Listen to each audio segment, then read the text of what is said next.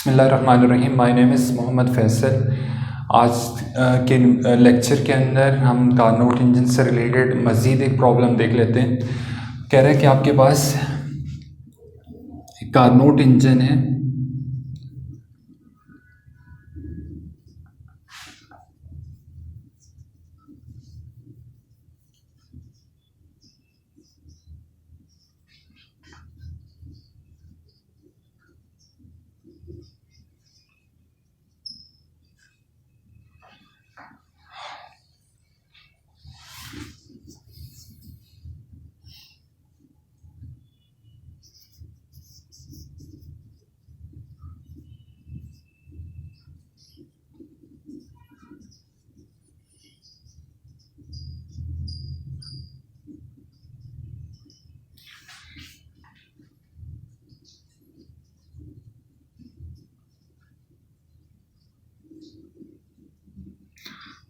find the temperature of hot and cold reservoirs and efficiency of the engine।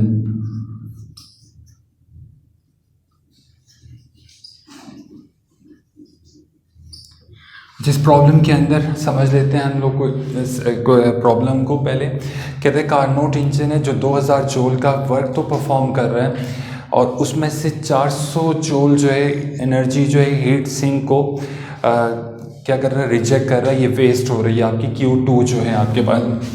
वो कह रहे हैं hot and cold reservoir का जो डिफरेंस चेंज इन टेम्परेचर है वो 85 डिग्री सेल्सियस है। आपने क्या फाइंड करना है, find the temperature of hot and cold reservoir, यानी कि T1 को अलग से कैलकुलेट करना है, T2 को अलग से कैलकुलेट, और and efficiency of the engine, और इंजन की एफिशिएंसी भी कैलकुलेट करनी है। पहले ब्लॉक डायग्राम बना लेते हैं ताकि हमारा कंसेप्ट मज़ीद अच्छा हो जाए।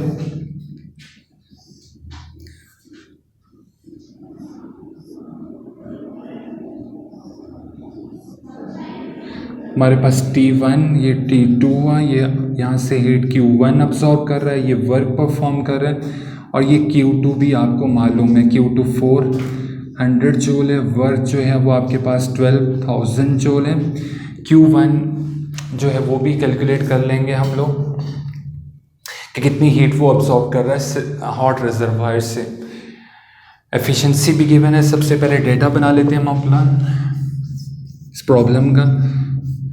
तो डेटा के अंदर जो वर्क दिया हुआ है सबसे पहले वो कितना है, 2000 जूल है।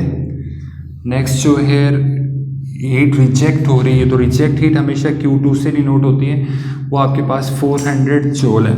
चेंज इन टेम्परेचर आपको गिवन है 85 गिवन है।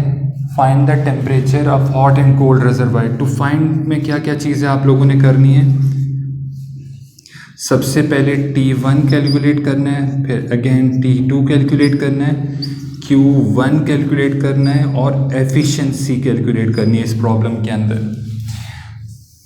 तो सबसे पहले देख लें, हम लोगों के पास वर्क मौजूद है Q2 मान, तो Q1 आप कैलकुलेट कर सकते हैं। फॉर Q1 के लिए सिंपल सा फार्मूला यूज़ करेंगे। We know that W is equal to Q1 minus Q2। W की वैल्यू आपके पास 2000 है, Q1 आपको कैलकुलेट करना, माइनस Q2 जो होगा वो 400 जूल गिवन है। माइनस से यहाँ के क्या हो जाएगा, प्लस हो जाएगा, Q1 हो जाएगा, ये कितना आंसर आ जाएगा 2400 जूल आ जाएगा, ये Q1 की वैल्यू है। This implies that Q1 is equal to 2400 joule. आपके पास ये पहला सोल्यूशन आ गया। उसके बाद नेक्स्ट जो है Q1 कैलकुलेट करने के बाद आप लोग T1 और T2 कैलकुलेट कर सकते हैं या एफिशिएंसी को कैलकुलेट कर सकते हैं। एफिशिएंसी के लिए हमने फार्मूला स्टडी किया था कि efficiency is equal to W upon Q1 multiply by 100। तो एफिशिएंसी जो होगी W की वैल्यू आपको गिवन है, that is equal to 2000। Q1 अभी आपने कैलकुलेट किया, दैट इज 2400 मल्टीप्लाई बाय 100। तो ये क्या वैल्यू, आप इसको कैलकुलेटर की मदद से सॉल्व कर लें तो आपके पास जो आंसर होगा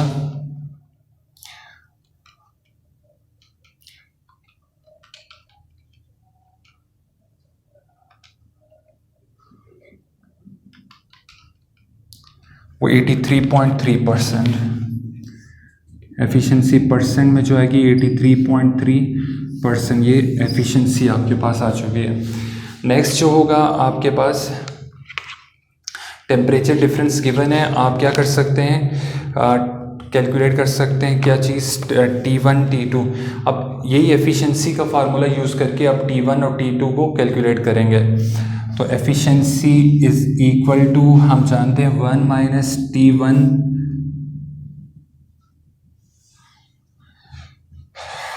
T2 upon T1 multiply by 100।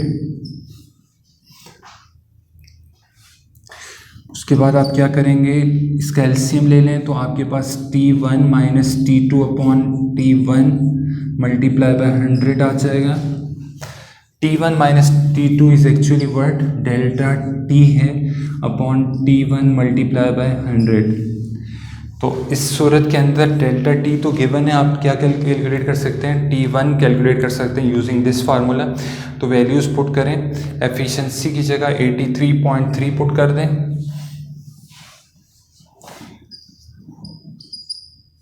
Equal to delta T जो है आपको गिवन है 85, T1 आपको कैलकुलेट करना है मल्टीप्लाई बाय 100। T1 को यहाँ ले जाएं, उसको वहाँ 85 अपॉन 83.3 मल्टीप्लाई बाय 100। तो आपके पास ये वैल्यू क्या आएगी, 85 मल्टीप्लाई बाय 100 डिवाइडेड बाय 83.3, 102 आ जाएगा आपके पास T1 जो है।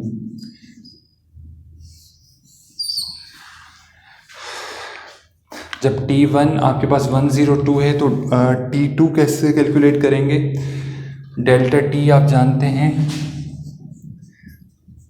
T1 माइनस T2 है।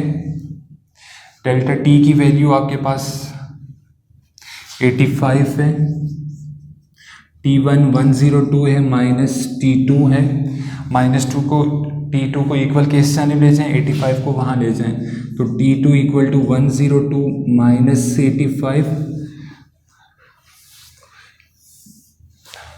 तो 102 में से 85 को आप माइनस कर दें, 17 आ जाएगा आपके पास। तो ये तमाम की तमाम वैल्यूज़ जो है जो आप इस इंजन के लिए कैलकुलेट करनी थी, इस तरीके से कैलकुलेट कर लेंगे।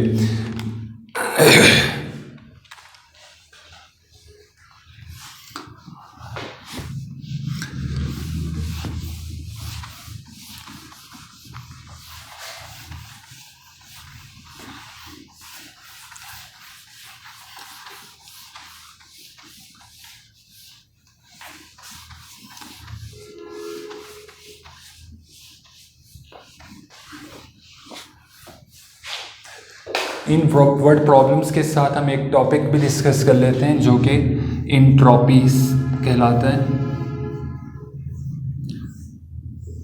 इंट्रॉपी को हम डिफाइन कैसे करेंगे, the disorder of the system is called entropy. जो आपके पास कोई भी सिस्टम है, जितना उसके अंदर डिसऑर्डर होगा that is called its entropy. या फिर हम कहते हैं कि अनअवेलेबिलिटी ऑफ यूज़फुल एनर्जी।